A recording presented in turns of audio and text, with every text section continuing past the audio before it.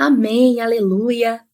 Olá a todos, que a paz do nosso Senhor Jesus Cristo esteja com cada um de vocês que estão participando desse culto ao vivo, que estão acompanhando a gravação. Eu fico muito feliz com a presença e a participação de cada um. Queria convidar você, se você puder, a orar comigo, para nós pedirmos a iluminação e a direção de Deus nesse momento. Senhor nosso Deus, nosso Pai amado, nós estamos aqui mais uma vez diante de Ti, na Tua presença, para Te louvar, para Te adorar e para aprendermos da Tua palavra, Pai. E nós dependemos de Ti, precisamos de Ti, do Teu Espírito Santo, para que o Senhor nos ilumine, nos guie, nesse momento que nós vamos ter de reflexão, de aprendizado, que o Senhor me ajude, capacite para que eu possa transmitir a Tua palavra de forma clara, precisa, porque só a Tua palavra pode ser relevante, útil e proveitosa para aqueles que a ouvem, Pai. E que o Senhor possa abrir a mente, o coração de cada um, para que cada pessoa possa compreender, receber, acolher e aplicar a Tua palavra. É o que nós te pedimos e já agradecemos com confiança, em nome de Jesus. Amém. Então, para nós começarmos a nossa reflexão de hoje sobre a palavra de Deus, eu queria contar e compartilhar com vocês que nos últimos dias eu tive a oportunidade de me reunir com amigas e amigos queridos, chegados, e nós podemos conversar, passar tempo juntos. Foram momentos muito bons, agradáveis, que me trouxeram muita alegria, paz e renovaram as minhas energias para dar conta aí das demandas, né, do dia a dia. E pensando nisso, eu fiquei refletindo também sobre o nosso relacionamento com Deus e sobre a amizade que Ele quer ter conosco, que Ele nos convida a ter. E eu me lembrei da história de Abraão. Abraão é uma figura bíblica muito conhecida, um profeta, um patriarca, que teve um papel muito importante na história do povo de Deus. E ele é o pai da fé, é um modelo para nós de fé. E um dos títulos, uma das formas pelas quais ele é referido na Bíblia é como amigo de Deus. Então eu queria pensar hoje com você sobre alguns pontos na vida de Abraão que demonstram isso para nós, essa amizade que ele tinha com Deus e como que isso se deu, né? Por que ele é chamado assim? Como que nós podemos ver isso na vida de Abraão? Mas antes de nós passarmos então para a história de Abraão propriamente dita, eu queria trazer para a gente pensar junto uma definição do dicionário mesmo, sobre o que é um amigo. Qual que é a definição de amigo, né? E o dicionário vai trazer assim para nós, que amigo é a pessoa a quem se ama, em quem se pode confiar, com quem se tem uma relação de afeto, de companheirismo, de amizade, de confiança. E aí, qual que é a definição de amizade que o dicionário traz, né? Amizade é um sentimento de afeto, de carinho, de estima e dedicação que uma pessoa demonstra por outra, sendo que essa pessoa também retribui esses sentimentos, né? Então existe uma reciprocidade, é algo mútuo, né? E ao ter em mente essas definições, essas palavras que são utilizadas, é interessante a gente pensar como Deus quer se aproximar de nós, ter um relacionamento íntimo. E essa é uma escolha dele, de Deus, totalmente de Deus, é uma iniciativa dele, sem nenhum mérito nosso. E a gente consegue perceber isso na vida de Abraão. A história de Abraão, ela começa a ser contada na Bíblia, ali no final do livro de Gênesis, no capítulo 11, quando as escrituras vão dizer que Terá, o pai de Abraão, junto com Abraão, com a mulher dele, a Sara, com seu sobrinho Ló, sobrinho de Abraão, né, no caso, neto de Terá, eles saem da terra natal deles, que é a cidade de Ur dos Caldeus, que hoje é onde fica o Iraque, né, é o sul da Mesopotâmia, e eles partem, então, rumo a Canaã, né, que fica mais ou menos entre 1.400 e 1.600 quilômetros ali de distância de Ur dos Caldeus. E esse percurso eles fazem, a Bíblia vai relatar, em obediência a um chamado de Deus, a uma aparição de Deus a Abraão, que fala para ele, né? Sair da terra dele, onde ele estava, e ir para uma terra que Deus mostraria a ele, né? Que ele não sabia até então que terra era essa. Então, o que a gente tem é uma família vivendo numa terra qualquer, debaixo das leis daquela terra, adorando os deuses daquele lugar, e de repente a gente tem o Deus do céu, o Deus Altíssimo, o Deus de Israel, né, se revelando a Abraão. A palavra vai dizer que nós temos o conhecimento geral de Deus por meio da criação, da natureza. A palavra vai dizer, né, lá no Salmo 19, que os céus declaram a glória de Deus, o firmamento proclama a obra das suas mãos, né? Então a gente tem um conhecimento de Deus por aquilo que ele faz, por aquilo que ele criou, né? Sem discurso nem palavras, não se ouve a sua voz, mas de repente Deus fala com Abraão, Deus aparece a Abraão de forma visível e audível, de alguma forma ele manifesta a sua presença de maneira concreta e fala com Abraão. Ele se revela a Abraão de uma forma direta, particular, pessoal, relacional. Esse é o convite de Deus a Abraão para ser amigo dele. Ele se apresenta como o Deus do céu, o Deus Altíssimo, o Deus Criador do universo, todo-poderoso, eterno, que sempre existiu, que conhece e sabe de todas as coisas, que está presente em todos os lugares e que governa a história. Então, isso está lá em Gênesis 12, Deus fala com Abraão e diz, né, para ele, saia da sua terra, do meio dos seus parentes e da casa de seu pai, e vá para a terra que eu lhe mostrarei. Então ele dá uma ordem e logo em seguida ele faz uma promessa. Ele diz assim, o Senhor, né, Abraão, eu farei de você um grande povo e o abençoarei. Tornarei famoso o seu nome e você será uma bênção. Então tem algo que Deus vai fazer e algo que Abraão vai fazer, que Deus vai usar Abraão como instrumento para ser uma bênção. Ele vai ser abençoado e vai ser uma bênção também para os outros povos, né? Para as outras famílias da terra. E Abraão é impactado por essa visão, por essa conversa com Deus e ele diz sim, ele aceita o convite, ele crê em Deus. Deus também promete que Abraão teria muitos descendentes e que esses descendentes herdariam aquela terra. Abraão confia na promessa e responde. Primeiro ele já, no momento ali, ele já constrói um altar em honra ao Senhor, a Deus, e ele faz isso por onde ele passa, em várias outras passagens, em vários outros momentos, a Bíblia mostra isso, né? E com base na palavra de Deus, ele se dirige com a sua família para aquela terra. E na sequência a gente vê, conforme o relato bíblico vai avançando, a gente vê um relacionamento sendo construído. A gente vê Deus protegendo Abraão, cuidando da sua segurança, né? Tornando um homem próspero, com muitas posses. Abraão também se envolve em um embate militar, né? Em uma guerra, e o Senhor dá a vitória a Abraão e aos seus aliados, né? Contra os inimigos.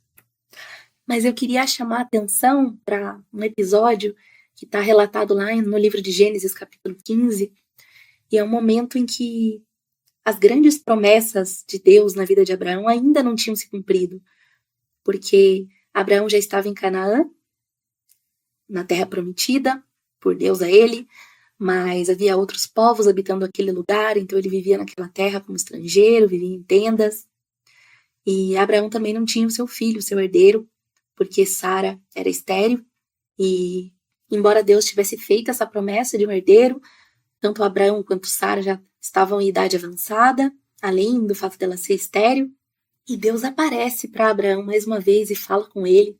E eu vou colocar aqui para nós ouvirmos, porque é um trechinho maior, para a gente ouvir essa passagem, então, que está lá em Gênesis, capítulo 15, dos versículos 1 até o 7. Vamos ouvir. Depois dessas coisas, o Senhor falou a Abrão numa visão. Não tenha medo, Abrão.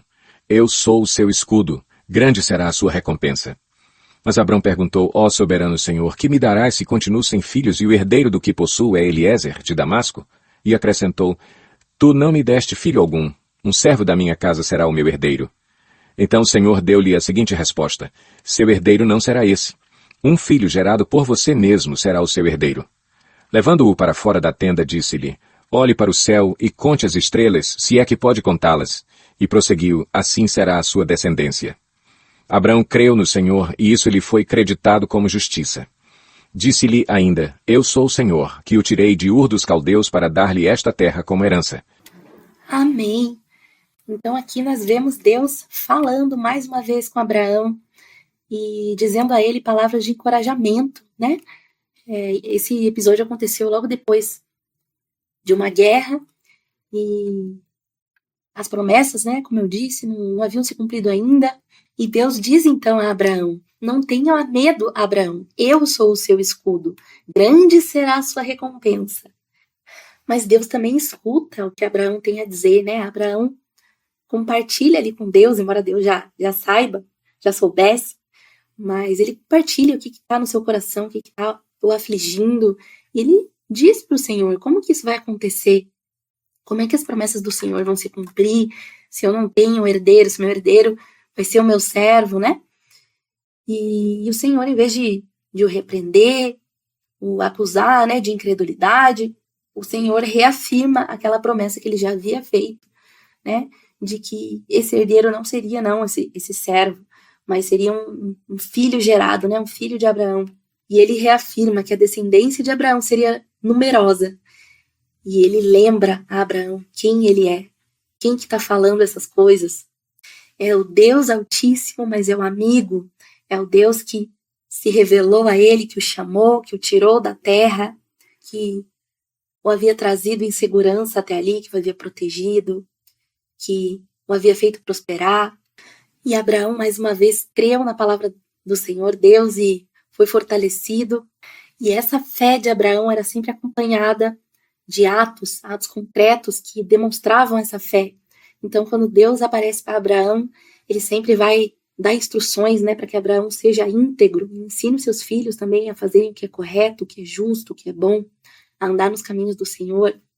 E entre esses atos de fé, aquele que mais a gente pode dizer que se destaca, né, que é bem conhecido, é quando Deus coloca Abraão à prova, né? Isso está lá em Gênesis capítulo 22. E Deus pede então para que Abraão sacrifique o seu filho Isaque, né? A promessa de Deus se cumpre. Abraão, apesar de já estar em idade avançada, apesar de Sara ser estéril, eles têm o seu filho prometido, Isaque. Mas quando Abraão menos esperava, quando Isaque era um jovem, provavelmente um jovem adulto, a Bíblia não especifica, né, a idade que ele tinha, mas Deus pede então para que Abraão ofereça em sacrifício, um holocausto, né, que era uma oferta queimada. E Abraão então obedece a Deus, faz todos os preparativos, vai até a região de Moriá, até o monte que Deus havia indicado, leva a lenha, faz o fogo. E Isaque pergunta, né, a Abraão, naquele momento do sacrifício. Isaque parecia não saber, né, o que estava ocorrendo, e pergunta então para Abraão, né, porque a lenha está aqui, a brasa está aqui, está tudo preparado, mas onde que está o cordeiro, né, a oferta do sacrifício? E Abraão responde que o próprio Deus proveria o cordeiro para o sacrifício. E de fato é o que acontece, né, quando Abraão pega então a faca para sacrificar o seu filho Isaque, o próprio Deus o impede, né, de fazer esse sacrifício e mostra, né, revela a Abraão. Abraão vê um carneiro amarrado num arbusto e pega então aquele carneiro e sacrifica no lugar do seu filho. E Deus confirma mais uma vez as suas promessas a Abraão de uma descendência numerosa, da posse da terra, de que ele seria uma bênção e seria abençoado também, né? E é curioso que o Novo Testamento, lá no livro da Carta aos Hebreus, vai revelar para nós, né, lá no capítulo 11 de Hebreus, versículo 19, né? O que será que Abraão pensou, né? Por que Abraão se dispôs a fazer esse sacrifício, né, do seu filho? E Hebreus 19 vai dizer assim, que Abraão levou em conta que Deus pode ressuscitar os mortos e figuradamente recebeu Isaque de volta dentre os mortos. Então é curioso a gente pensar nisso, né? E também a revelação do Novo Testamento vai mostrar para nós que esse cordeiro que foi sacrificado, que Deus proveu, que foi sacrificado no lugar de Isaque, né? é uma prefiguração, um prenúncio do sacrifício de Jesus Cristo por nós. E de fato Jesus se ofereceu como sacrifício pelos nossos pecados. Foi um sacrifício aceitável a Deus. Ele morreu, mas ressuscitou dentre os mortos. E promete para nós que nós também ressuscitaremos e viveremos com Ele. Iremos nos encontrar com Ele, onde Ele está. E é maravilhoso a gente perceber como Deus intervém na nossa vida e entra na nossa história de forma concreta para confirmar essas promessas. E um exemplo disso está lá no Evangelho de João, no capítulo 11, que vai contar para nós a história de Lázaro, de Marta e de Maria, que eram amigos de Jesus, amigos que o Senhor Jesus teve enquanto viveu aqui nessa terra.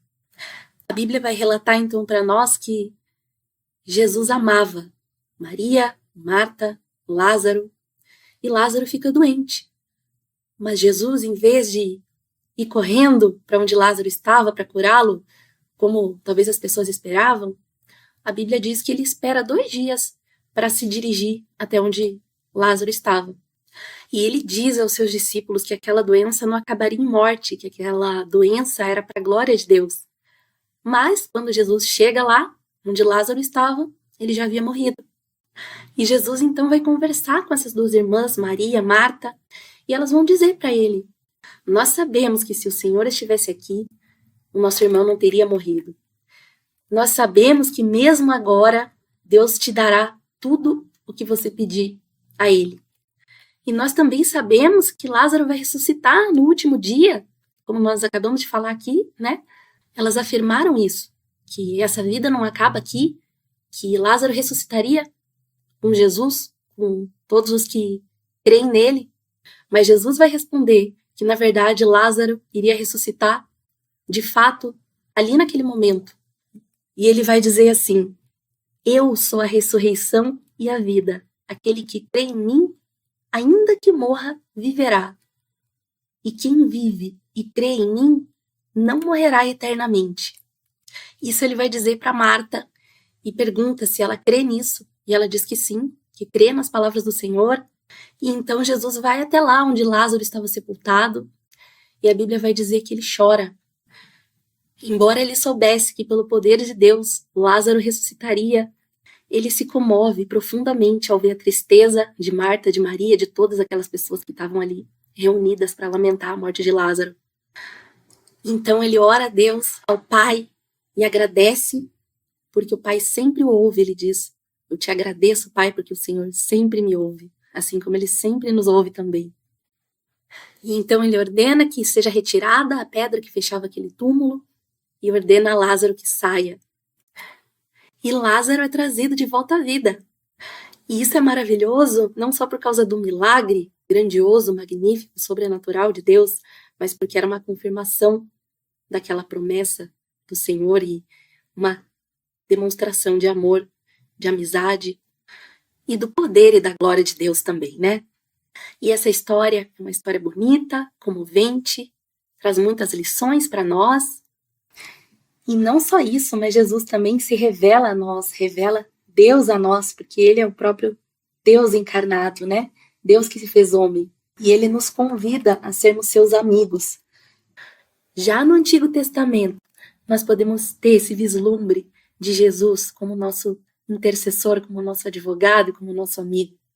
E nós podemos ver isso através da história de Jó. É uma história também bem conhecida, talvez você conheça, que Jó perde a sua família, seus bens, a sua saúde. E diante dessa situação, seus amigos vão até ele e, em vez de lhes oferecerem consolo, conforto, conselhos, encorajamento, eles dizem palavras muito duras de julgamento, de acusação, dizendo que se Jó estava passando por aquela situação, algum pecado ele deveria ter, né? Seria algum castigo, talvez por alguma coisa que ele fez. Mas eles não conseguem apontar nada de concreto, de algo errado, algo condenável, alguma injustiça que Jó tivesse praticado, algum pecado. E durante, então, esse diálogo que é relatado para nós na Bíblia, entre Jó e os seus amigos, lá no capítulo 16 do livro de Jó, versículo 19, ele vai dizer assim para os seus amigos: Saibam que agora mesmo a minha testemunha está nos céus. Nas alturas está o meu advogado. O meu intercessor é o meu amigo. Quando diante de Deus correm lágrimas dos meus olhos. Ele defende a causa do homem perante Deus como quem defende a causa do amigo. Aleluia! É impressionante como essas palavras, embora Jó não tivesse a revelação plena de Jesus como Salvador, como mediador, intercessor, mas é impressionante como essas palavras, escritas tantos séculos atrás, descrevem com perfeição quem Jesus é, o que ele fez e quem ele é para nós. Esse amigo, Senhor, Salvador, mediador, intercessor e advogado, que defende a nossa causa como quem defende a causa de um amigo. E lá no Evangelho de João, do apóstolo João, no capítulo 15, o Senhor Jesus, na última ceia, está falando com seus discípulos, né, e dizendo sobre o que vai acontecer, que ele vai ser crucificado, mas que vai ressuscitar ao terceiro dia. Vai dizer aos discípulos que eles terão lutas, terão aflições, mas que é para eles terem bom ânimo, porque o Senhor Jesus, né, porque ele já venceu o mundo.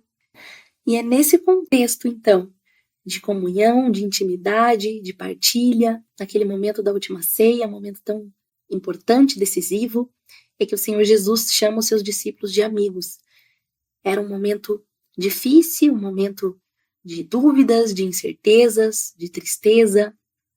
O Senhor Jesus estava dizendo coisas muito duras, ele seria humilhado, crucificado, morto, ressuscitaria sim ao terceiro dia, mas era um momento de separação, um momento de angústia, e o Senhor Jesus estava reafirmando que aquele laço que os unia não poderia ser rompido. Então eu vou colocar para nós ouvirmos o trecho que está no Evangelho de João, no capítulo 15, do versículo 10 até o versículo 16. Se vocês obedecerem aos meus mandamentos, permanecerão no meu amor, assim como tenho obedecido aos mandamentos de meu Pai, e em seu amor permaneço. Tenho-lhes dito estas palavras para que a minha alegria esteja em vocês e a alegria de vocês seja completa. O meu mandamento é este: amem-se uns aos outros como eu os amei. Ninguém tem maior amor do que aquele que dá a sua vida pelos seus amigos. Vocês serão meus amigos se fizerem o que eu lhes ordeno. Já não os chamo servos, porque o servo não sabe o que o seu senhor faz. Em vez disso, eu os tenho chamado amigos, porque tudo o que ouvi de meu Pai eu lhes tornei conhecido. Vocês não me escolheram, mas eu os escolhi para irem e darem fruto, fruto que permaneça, a fim de que o Pai lhes conceda o que pedirem em meu nome. Amém. Deus seja louvado. Então o Senhor Jesus está falando aqui do seu amor que ele demonstra pelos seus discípulos, dando a vida por eles, da alegria que ele deseja para os seus discípulos, para os seus amigos, que eles tenham uma alegria plena, completa. Ele relembra tudo aquilo que eles compartilharam, que ele revelou tudo que ele aprendeu do Pai, tudo que ele ouviu do Pai aos seus discípulos. Os planos de Deus, a obra de Deus, o projeto da redenção, e que por isso eles tinham motivos para ter confiança, para ter esperança. E diante disso, ele diz então: vocês serão meus amigos se fizerem o que eu lhes ordeno. E ele diz: o meu mandamento é esse: como eu amei vocês, vocês amem uns aos outros também. E assim como Abraão, que conheceu a Deus e confiava em Deus, na fidelidade de Deus, poder de Deus, muito mais agora esses discípulos tinham conhecido o próprio Deus em pessoa, vivendo nessa terra como ser humano, e tendo a certeza de que, conhecendo esse Deus, conhecendo a vontade dele e buscando viver de forma alinhada com essa vontade, pedindo conforme a vontade de Deus, eles podiam ter a certeza de que esses pedidos seriam atendidos. Os pedidos em nome do Senhor Jesus.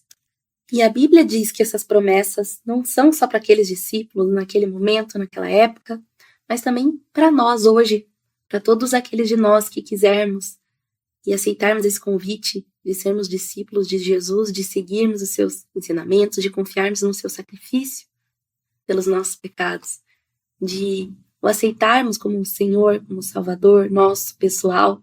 Essas promessas são para aqueles de nós que aceitarmos esse convite de sermos amigos de Deus, de construirmos esse relacionamento, de buscarmos conhecer o Senhor cada vez mais. É importante a gente lembrar que o Novo Testamento ensina para nós que a promessa do Senhor a Abraão, de que ele teria muitos descendentes, inúmeros descendentes de todos os povos, ela se cumpre em Jesus Cristo, que veio a esse mundo como um judeu, como um descendente físico de Abraão, mas além disso, pela fé nele, no sacrifício dele, povos, pessoas de todos os povos, de todas as nações são abençoadas. Se você tem fé em Deus, como Abraão teve, você é um filho de Abraão, você é um desses descendentes espirituais que foram prometidos a Abraão por Deus. E eu espero que você aceite esse convite que Deus oferece para que sejamos seus amigos, para que de fato ele faça parte do nosso dia a dia, para que de fato nós tenhamos um relacionamento real, concreto, verdadeiro, profundo com ele. Se você não conhece a Deus, talvez essa seja uma oportunidade de você buscar a revelação de Deus, o conhecimento de Deus, de quem ele é, da vontade dele, por meio da sua palavra escrita, das escrituras, da leitura, do estudo, por meio da palavra pregada, por meio da oração, tendo fé que Deus escuta você quando você fala, que Deus se importa com você e que Deus te responde. Deus também se revela a nós por circunstâncias, acontecimentos do nosso dia a dia. E Ele também promete àqueles que crerem que o Espírito Santo, o Espírito de Deus, venha habitar no coração, no seu interior. Ele ilumina a mente, dirige os pensamentos, os sentimentos, as emoções, os atos. É algo sobrenatural, sim, mas também se nós formos pensar nos nossos relacionamentos, nas nossas amizades, como nós vamos sendo transformados, quando nós convivemos e nos relacionamos com as pessoas, nós vamos nos parecendo com as pessoas com quem nós convivemos e temos proximidade, temos intimidade. E da mesma forma é com Deus, quanto mais tempo a gente passar com Deus, a gente mais vai conhecer a vontade dele para nós e mais nós vamos nos parecer com ele, nos parecer com o Senhor Jesus. E essa é a vontade dele para nós. O único amigo perfeito que você pode ter é Deus, é o Senhor Jesus. Eu não sou uma amiga perfeita, meus amigos também não são perfeitos, mas Jesus é esse amigo perfeito que nos aceita, apesar dos nossos defeitos, das nossas falhas. E se você já conhece a Deus, se você já é amigo de Deus, que você possa aprofundar o seu relacionamento, que você possa ser fortalecido, encorajado, que Deus te conceda a graça de perceber cada vez mais a presença dele, o agir dele na sua vida a cada dia, a cada momento, que ele possa se tornar cada vez mais real para você, que você possa vê-lo como seu amigo de fato no seu dia a dia, que você o busque nos momentos de tristeza e também de alegria, e que você possa viver muitos momentos memoráveis e inesquecíveis na presença desse Deus maravilhoso. Que Deus abençoe você, em nome de Jesus.